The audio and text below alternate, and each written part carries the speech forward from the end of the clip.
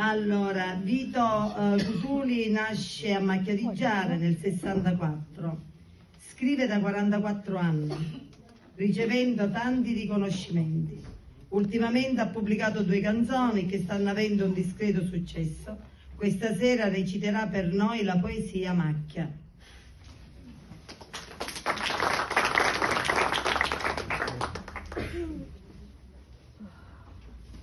Buonasera a tutti.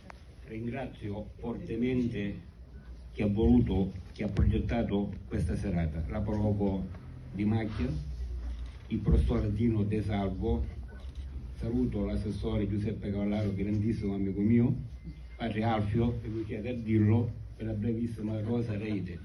Io non sono un autore dialettale, quindi quando mi è stato proposto di essere presente qui questa sera, che mi sta onorando e affascinando moltissimo, rispetto a quando scrivo in italiano dovevo cambiare prospettiva logicamente, perché un modo scrivere in italiano, un modo scrivere in dialetto siciliano.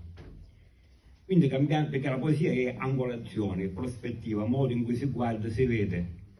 Una mattina, qualche giorno fa, mi sono recato in piazza Servito all'alba, siamo stati alle 5 del mattino, perché era l'unico modo per passare dalla lingua italiana a quella dialettale, che io considero Macchia da 60 anni un amico, un'amica.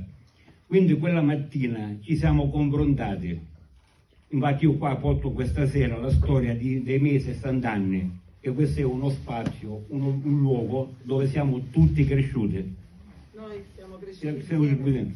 Quindi all'alba in piazza San Vito ho composto 2 poesie. La prima è Macchia. Fu una stitta, canzemo sole, ma era un sogno. Macchia è uomo paese, un vento allontana i fogli per dare spazio ai rose. Un piano San Vito, magari quando piove è chino di luce, come una poesia che riesce a colorare un tempo. A Macchia ci fu il primo respiro, che io tengo scritto nel mio pensiero.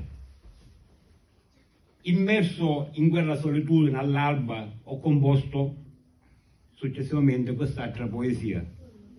Quando sogno una solitudine, un confronto tra me e il mio paese, tra me e la mia amica, mio amico Macchia.